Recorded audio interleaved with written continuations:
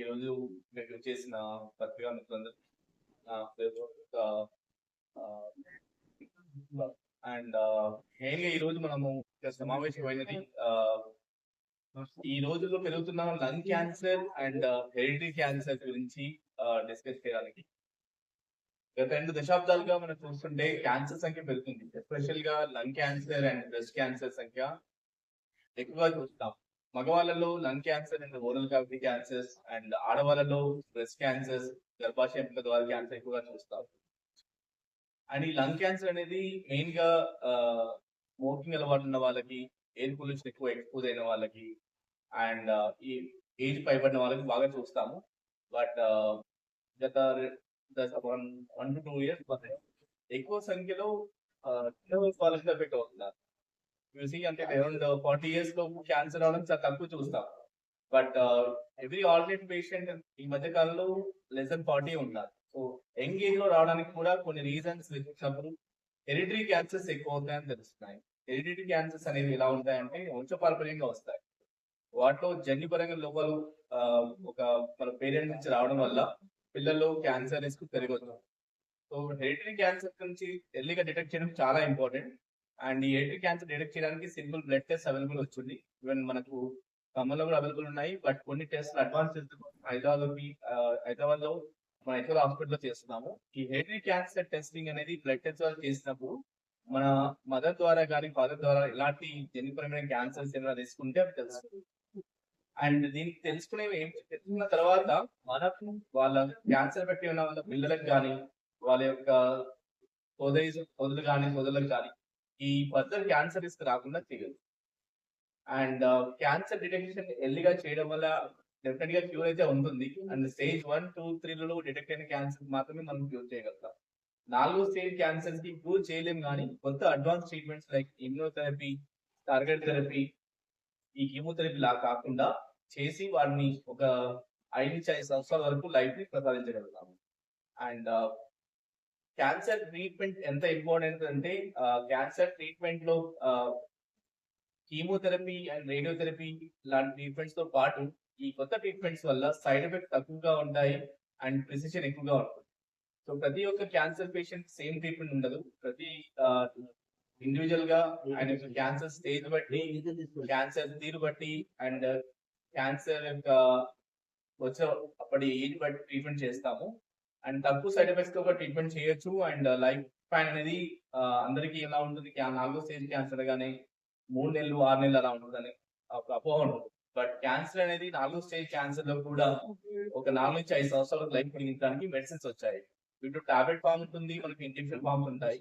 And tablet form ఇవ్వాలా, injection form ఇవ్వాలా అనేది కూడా మనము ఎన్జిఎస్ అనే టెస్ట్ ద్వారా పరిగణిస్తాం. ఎన్జిఎస్ అనే టెస్ట్ ఎలా చేస్తామంటే పేషెంట్ యొక్క క్యాన్సర్ డయాగ్నోస్ చేసినప్పుడు బయాప్సీ శాంపుల్ తీస్తాం. బయాప్సీ అంటే మన యొక్క ముఖ పరీక్ష.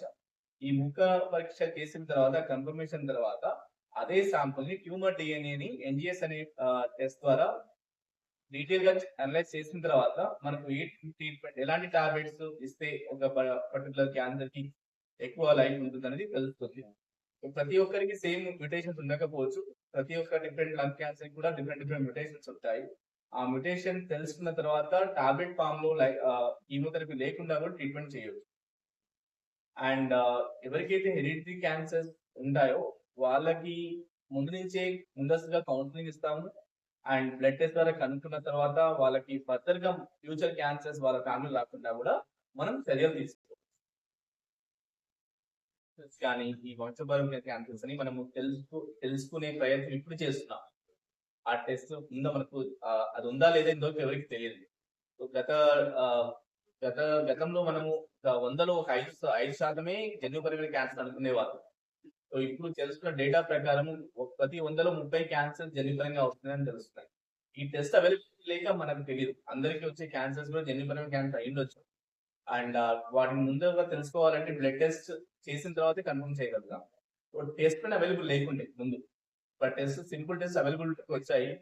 టెస్ట్ చేసిన తర్వాత మనం నిర్ధారణకు రావచ్చు, జన్యుపరంగా వచ్చిందా లేకపోతే అలవాటు వల్ల వచ్చిందని తెలుసుకోవచ్చు. Cancer, lung cancer, prostate cancer, stomach cancer చూస్తున్నాం. ఎస్పెషల్లీ మన ఏపీ తెలంగాణలో ఎక్కువగా స్టమక్ క్యాన్సర్స్, కోలన్ క్యాన్సర్స్ ఎక్కువగా చూస్తాం. అండ్ దానికి మెయిన్ గా రీజన్స్ మనము మేజర్ గా ఎక్కువగా సాల్టెడ్ పికల్స్ వాడడం వల్ల అండ్ షోర్ ఫుడ్స్ వాడడం వల్ల కూడా ఈ రిస్క్ ఉంటుంది. And alcohol and smoking consumption వల్ల కూడా మనకు ఓరల్ క్యావిటీ క్యాన్సర్స్ ఎక్కువగా చూస్తున్నాము. లంగ్ క్యాన్సర్ ప్రిడామినెంట్ గా స్మోకర్ లో చూస్తాము. అండ్ అలా కాకుండా ఎలాంటి ఎయిర్ పొల్యూషన్ వల్ల లేకపోతే కన్స్ట్రక్షన్ వర్కర్స్ లో కూడా ఈ లంగ్ క్యాన్సర్ రిస్క్. ఈ రేడియోథెరపీ అనేది ఇప్పటికి కూడా కొన్ని ట్రీట్మెంట్ లో అవసరం పడుతుంది. బట్ అవి రెండు లేకుండా టార్గెటెడ్ థెరపీ, ఇమ్యూనోథెరపీ కూడా వాడొచ్చు. సో టార్గెట్ థెరపీ, ఇమ్యూనోథెరపీ మనకు ఎవరికి పని చేస్తుందని కొన్ని టెస్టులు ముఖ పరీక్ష మీద చేసిన తర్వాత నిజానికి రావచ్చు. Suppose lung cancer stage 4 lung cancer తీసుకున్నాం అనుకోండి, అందరికి సేమ్ ట్రీట్మెంట్ ఉండదు. సో లంగ్ క్యాన్సర్ స్టేజ్ 4 వచ్చాక శాంపుల్ ని మనము ఎన్జిఎస్ అనే టెస్ట్ చేసుకొని ఒకవేళ టాబ్లెట్ ఫామ్ లో కూడా మనం ట్రీట్మెంట్ చేయొచ్చు. సైడ్ ఎఫెక్ట్స్ తక్కువ ఉంటాయి. అట్ ద సేమ్ టైం మన బాడీ ఇమ్యూనిటీ పెంచి క్యాన్సర్ మీద అటాక్ చేసేలా చేస్తుంది. ఎస్పెషల్ గా 60-70 దాటుతున్న కొద్ది ప్రతి ఒక సంవత్సరానికి క్యాన్సర్ మన ఏజ్ లో ఏమవుతుందంటే మన బాడీలో కణాలకి రిపేర్ అయ్యే శక్తి తగ్గిపోతుంది. బికాస్ ఆఫ్ ఇమ్యూనిటీ కానీ సెల్ అనేది డై అవుతా ఉంటుంది. 70-year-old సెల్ ఇది వెరీ సెన్సిటివ్ ఉంటుంది అనమాట డామేజ్ కోసం. సో 60 ఏళ్ళు పైబడిన వాళ్ళకి ఎక్కువ క్యాన్సర్ రిస్క్ ఉంటుంది. ఇదంతా ఏజ్ రిలేటెడ్ క్యాన్సర్. అండ్ సంవత్సరాలు పెరుగుతున్న కొద్దీ ఈ కార్సినోజన్స్ ఉంటాయి మన ఫుడ్ లో కానీ, వాతావరణంలో కానీ, పొల్యూషన్ లో కానీ, and of course alcohol smoking లో కానీ కార్సినోజన్స్ అంటాం వాటిని. ఆ కార్సినోజన్స్ ఏం చేస్తాయంటే కణాల మీద, మన నార్మల్ కణాల మీద పనిచేసి డామేజ్ చేస్తాయి. మనం స్వతహాగా డామేజ్ అయిన కణాన్ని రిపేర్ చేసుకునే కెపాసిటీ ఉంటుంది అది అందరికి.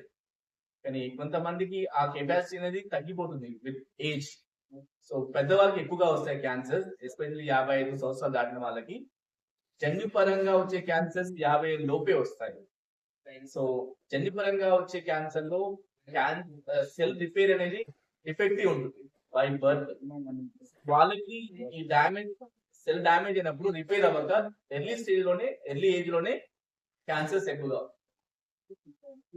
క్యాన్సర్ ట్యూమర్ సైజ్ మీద డిపెండ్ అవుతుంది. అండ్ ఒకే ప్లేస్ లో ఉందా, ఇతర అవయవాలు పాకిందా, దాన్ని బట్టి మనం స్కాన్ చేసి స్టేజ్ నిర్ధారణ చేస్తాం.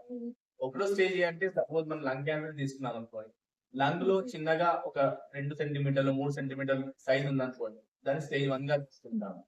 అదే సైజ్ పెరిగిన కొద్దీ దాని యొక్క స్టేజ్ 2కి వస్తుంది. అండ్ పక్క లంగు పాకినప్పుడు 4వ స్టేజ్ లాగా, అండ్ ఇతర అవయవాలకి లైక్ లివర్ కి, బోన్ కి పాకడం 4వ స్టేజ్ లాగా పరిగణిస్తాం. సో ఇలా సింటమ్స్ అనేవి ఎర్లీ స్టేజ్ లో కొంతమందికి రాకపోవచ్చు. 1వ స్టేజ్ 2వ స్టేజ్ లో ఉన్నప్పుడు సింటమ్స్ ఉండకపోవచ్చు. అందుకే అడ్వాన్స్ స్టేజ్ లోనే మనకు ఈ క్యాన్సర్ బయటపడతాయి. ఇలా ముందస్తుగానే దాన్ని తెలుసుకోవాలి అంటే స్క్రీనింగ్. సో లంగ్ క్యాన్సర్ కూడా స్క్రీనింగ్ మెథడ్స్ ఉన్నాయి. Low dose CT scan, and breast cancer కి మ్యామోగ్రామ్, అండ్ సర్వైకల్ క్యాన్సర్ కి పాప్స్మియర్, ప్రోస్టేట్ క్యాన్సర్ కి పిఎస్ఏ లెవెల్స్, కోలన్ క్యాన్సర్ కి కొలనోస్కోప్. ఇవన్నీ స్క్రీనింగ్ మెథడ్స్. సో అందరికీ చేయడానికి ఉండదు. బట్ కొంతమందికి ఎవరైతే 50 ఏళ్ళు పైబడిన వాళ్ళందరూ, స్మోకింగ్ హిస్టరీ ఉన్న వాళ్ళందరూ కూడా ఇయర్లీ వన్స్ సో మీ ఫ్యామిలీ ఫిజిషియన్ కలవడం కానీ, లేకపోతే క్యాన్సర్ స్పెషలిస్ట్ కలిసి ఈ స్క్రీనింగ్ టెస్ట్ కూడా చేసుకుని చూసుకోవచ్చు. సో దట్ మీ క్యాన్సర్ అనేది తొందరగా బయటపడుతుంది ఒకవేళ మీకు క్యాన్సర్ రిస్క్ ఉంటే. సో తొందరగా బయటపడ్డప్పుడు, తొందరగా మీకు కనుక్కున్నప్పుడు దాన్ని 100% క్యూర్ చేసి, స్టేజ్ 1 క్యాన్సర్ కి 95% కంటే ఎక్కువ క్యాన్సర్ క్యూర్ అయ్యే ఛాన్సెస్, స్టేజ్ 2 కి 80%, స్టేజ్ 3 కి 50%, స్టేజ్ 4 క్యాన్సర్స్ అనేవి క్యూర్ కావు. బట్ అట్లీస్ట్ మనం ఈ కొత్త మెడిసిన్ ద్వారా లైఫ్ అనేది ఒక 3 to 5 years వరకు పెంచుకోవచ్చు. సింటమ్స్ ఏంటి సార్ క్యాన్సర్? ఏ అవయవానికి వచ్చిన దాన్ని బట్టి డిసైడ్ అవుతుంది. సపోజ్ మనకు ఓరల్ క్యావిటీ క్యాన్సర్ అంటే మానని పుండు ఉంటుంది టంగ్ మీద. దవడ క్యాన్సర్ లో కూడా గ్రోత్ వస్తుంది. అంటే మనం రెగ్యులర్ గా మనం బ్రష్ చేస్తాం, చూసినప్పుడు కూడా ఏమైనా పుండు వచ్చేసి ఒక 1 week లో అది ఆటోమేటిక్ హీల్ అయితే పర్వాలేదు. బట్ మానని అల్సర్ కానీ, లేకపోతే అబ్నార్మల్ గ్రోత్ కానీ, కణితి కానీ లాగా వస్తుంది. అది ఓరల్ క్యావిటీ క్యాన్సర్. అండ్ మెడలో గడ్డలు రావడం, బరువు తగ్గడము. అండ్ బరువు తగ్గడం అంటే మనం అన్ఇంటెన్షనల్ వెయిట్ లాస్ అంటాం. కొంతమంది డైట్ చేస్తే అలా కాకుండా మనం బాగా తింటున్నా కూడా వెయిట్ తగ్గిపోవడము, అండ్ ఆకలి లేకపోవడము, అండ్ లంగ్ క్యాన్సర్ చూస్తున్నాం అనుకోండి, దగ్గు, మానని దగ్గు, 2-3 వారాల కంటే ఎక్కువగా దగ్గు ఉండడము, అండ్ ఆయాసము రావడము, ఛాతీ నొప్పి, అండ్ కళ్ళలో ఆ, దగ్గినప్పుడు బ్లడ్ పడడం, ఇవన్నీ lung cancer symptoms. Breast cancer చూసుకున్నామంటే బ్రెస్ట్ లో 40-50 ఏళ్ళు భయపడిన ఉమెన్స్ లో, ఫిమేల్స్ లో ఈ గడ్డ అనేది పెయిన్లెస్ ఉంటుంది breast cancer. So painless lump in the breast. So any female above 40 మనము డెఫినెట్ గా టెస్టింగ్ కి పంపించాలి. అండ్ కోలన్ క్యాన్సర్ లో బ్లడ్ లాస్ అవ్వడము, మోషన్ ఫ్రీగా లేకపోవడము, స్టమక్ క్యాన్సర్ లో అజీర్తి చేయడము, అసిడిటీ లెవెల్స్ పెరిగి ఫుడ్ తిన్నప్పుడు నొప్పి రావడము, ఇలాంటి సమస్యలు ఉంటాయి. సో క్యాన్సర్ సిమ్టమ్స్ అనేవి క్యాన్సర్ ఏ పార్ట్ కి ఎఫెక్ట్ అయిన దాన్ని బట్టి ఉంటుంది.